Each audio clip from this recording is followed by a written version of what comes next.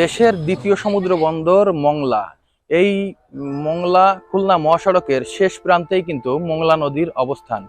এই মংলা নদীতে সেতু নির্মাণের লক্ষ্যে কিন্তু আজ মতবিনিময় সভা অনুষ্ঠিত হয়েছে। মতবিনিময় সভায় খুলনা সার্কেলের তত্ত্বাবধায়ক প্রকৌশলী মোহাম্মদ জাহাঙ্গীর আলমের সভাপতিত্বে কিন্তু এই মতবিনিময় সভা অনুষ্ঠিত হয়।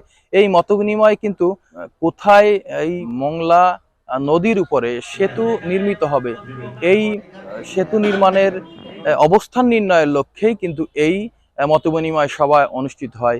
আমাদের প্রাণের দাবি দক্ষিণ অঞ্চলের এই ব্রিজ ছাড়া আপনার লক্ষ লক্ষ লোক আপ ডাউন করতে যে ঝুঁকিপূর্ণ ইপিজেড অর্থনৈতিক জোনে যে গার্মেন্টস কর্মীরা যেভাবে ঝুঁকিপূর্ণ হয় এবং প্রতি বছরও কয়েকজনের হানি হচ্ছে।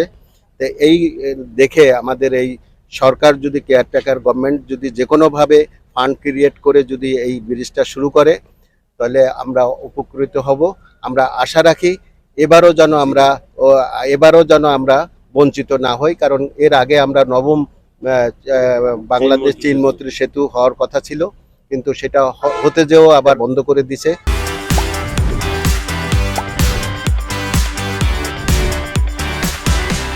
কেন বন্ধ করছে? হয়তো এই এলাকার উন্নয়ন বাধাগ্রস্ত করার জন্য এটা করছে।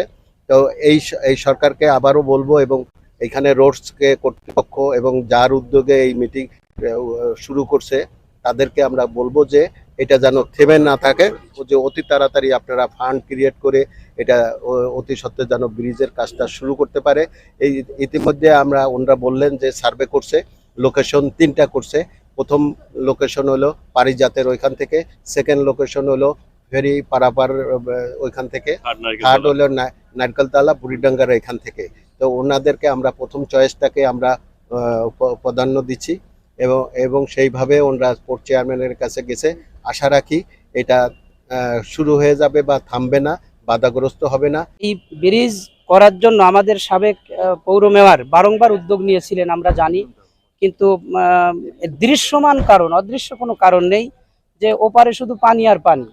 শুধু এই কারণেই কিন্তু ব্রিজটা এতদিন হয় নাই। ভাগ্যবঞ্চিত মোংলাবাসী আজকে এই সরকারের উদ্যোগে একটা স্বপ্ন দেখতে যাচ্ছে, সেই স্বপ্ন পূরণের সহযোগী মোংলাবাসী। তো 2টা রিপোর্ট মূলত এখানে তারা সমীক্ষার রিপোর্ট এখানে পেশ করেছেন, তা নিয়ে দীর্ঘ আলোচনা হয়েছে।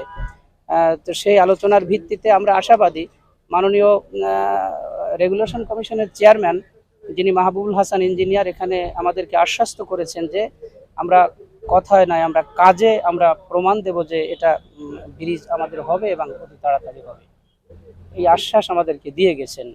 আমরাও দাবি জানাই যে প্রাণের দাবি, আমরা 33 বছর ধরে বঞ্চিত, 91 সাল থেকে এই পর্যন্ত, কিন্তু আমরা ভাগ্যবঞ্চিত ব্রিজটা আমরা পাইনি। এবার হয়তো ব্রিজের হওয়ার সম্ভাবনা আমরা দেখছি আজকের এই সমীক্ষার রিপোর্ট অনুযায়ী।